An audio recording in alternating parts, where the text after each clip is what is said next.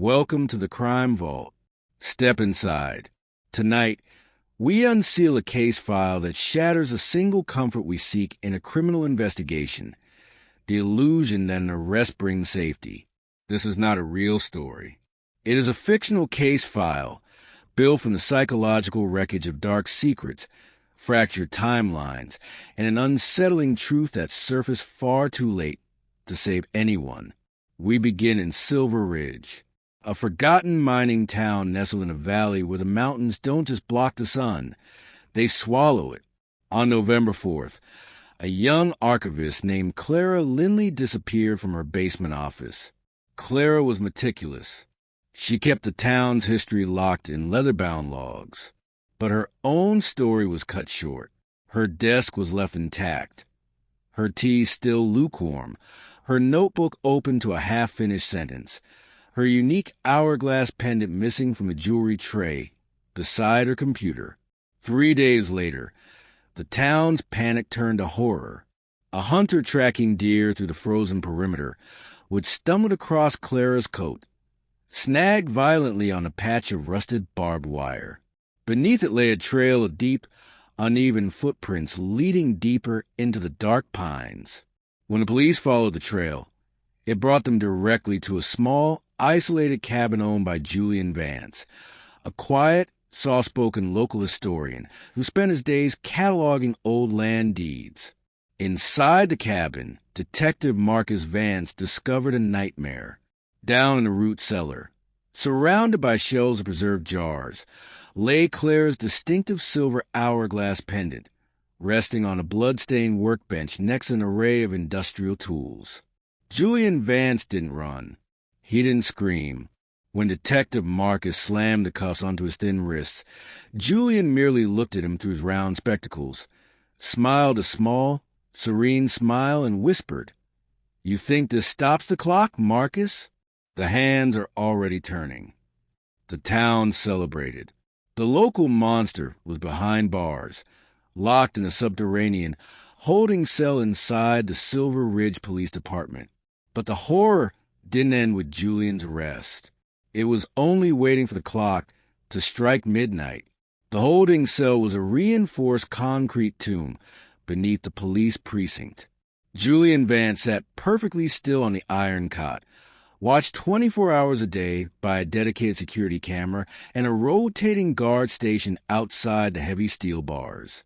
Detective Marcus Vance spent that first night typing up the ironclad case file. He had the physical evidence, the location, the suspect's disturbing statement. The mystery was solved. The narrative was complete. But at exactly 4:12 a.m., the desk phone shattered the silence of the empty office. A frantic voice on the other end line told Marcus to get down to the old mill on the south side of town immediately. When Marcus arrived at the old mill, the morning frost was settling on the rust of machinery. Standing near the old iron turbine, a patrol officer was trembling, pointing his flashlight into the dark recesses of the floorboards. There, pinned to a wooden pillar by a heavy industrial nail, was a handwritten letter, penned in elegant, fluid calligraphy. It was addressed directly to Detective Marcus Vance, and the ink was fresh. Marcus pulled on a pair of latex gloves and pried the paper from the wood.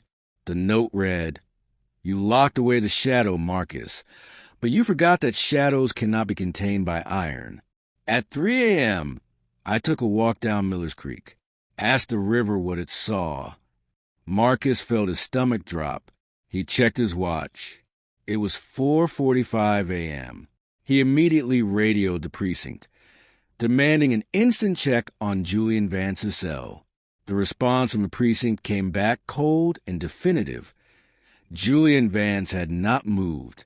The camera logs showed him sitting on his cot for the last 6 hours, staring directly at the ceiling, unblinking, his hands folded. He never left the cell. Marcus rushed to Miller's Creek, his car tires screaming against the gravel roads. The sun was just rising over the dark ridge, casting a bloody red glow across the freezing water. By the water's edge, nestled in a bed of frozen reeds, lay another horrific discovery: a bright yellow silk scarf, perfectly tied into a neat square knot around a heavy stone. It belonged to Evelyn Cross, a local barista who had worked a late shift the night before. Evelyn's apartment was checked immediately. The door was unlocked.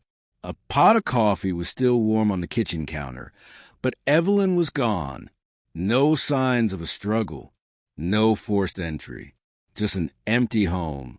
Marcus returned to the police station, his chest tight. He stormed down the stairs into the basement cells, the sound of his heavy boots echoing off the concrete walls like gunshots. He stopped outside Julian's cell. Julian didn't look up immediately. He slowly lowered his head, his glasses catching the harsh reflection of the fluorescent tube overhead. His smile wider now. "Where is she, Julian?" Marcus growled, his fists clenching the iron bars until his knuckles turned white. "Who is writing those notes for you? Who is out there?" Julian leaned forward, his voice a quiet, rhythmic hum that sent a shiver down Marcus's spine. "I told you, Detective, the shadow doesn't need my hands to move. It only needs my mind to be free. And right now, my mind is dreaming of the old churchyard." Marcus didn't wait. He mobilized every deputy in the county. They swarmed the old abandoned churchyard on the outskirts of Silver Ridge, their flashlights slicing through the decaying oak trees and crumbling headstones.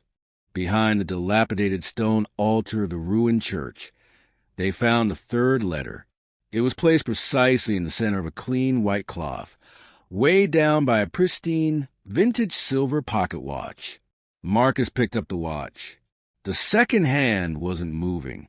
It was frozen at exactly 3 a.m.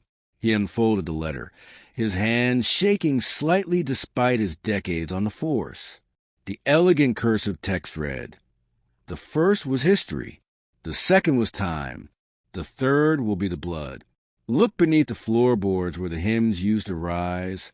Marcus, I left a piece of myself for you." The deputies tore up the rotting wooden planks near the church altar. The wood groaned and splintered under their crowbars, revealing a dark, hollow crawl space beneath the foundation. Inside the crawl space, they found a leather satchel. When Marcus unzipped it, he didn't find a body.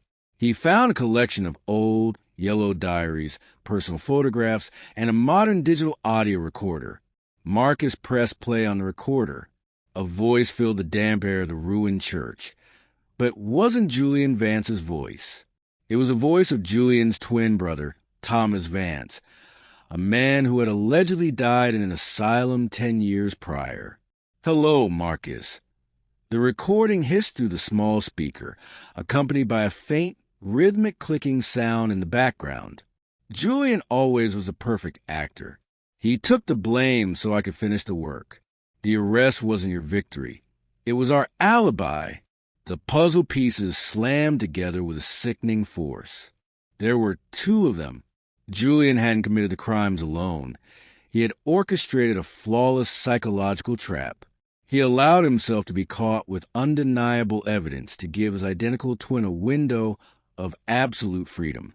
While Julian sat under 24/7 security, providing the perfect legal alibi, Thomas was out in the mist, hunting the townspeople one by one, executing a plan they had spent a decade designing in the dark. The realization came too late. Marcus ran back to his vehicle, screaming into the radio for a massive dragnet around the town's exits. But a shadow is impossible to catch when you don't know which direction it's moving. Evelyn Cross was never found. The letters stopped. The audio recorder went silent. Thomas Vance vanished back into the jagged peaks of the mountains, leaving no footprints, no clues, no echoes. Julian Vance remains locked in the state penitentiary, serving a life sentence for his complicity in the murders. He never speaks to his lawyers. He never appeals his conviction. He just sits on his cot, staring at the walls. Every year on November 4th, the anniversary of Clara Lindley's disappearance, a single elegant, handwritten letter arrives at Detective Marcus Vance's home. There is no return address.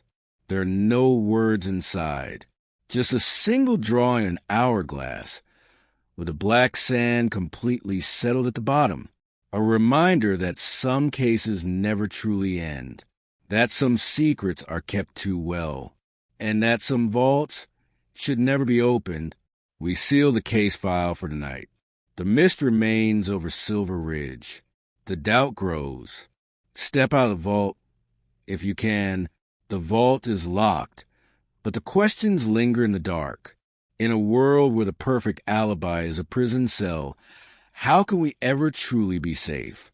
If you felt the tension of Silver Ridge, if the chill of the twins trap reached you, don't leave the vault without leaving your mark.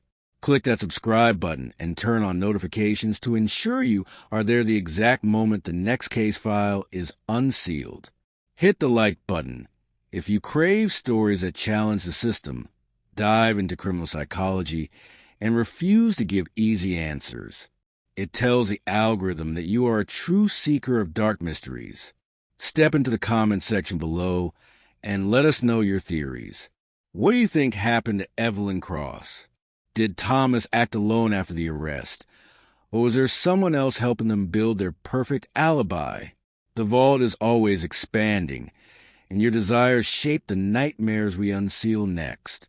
Tell us in the comments, what type of story do you want to experience in the next file? Do you want a deeply psychological thriller, a fractured timeline mystery, or a case that ends completely unresolved?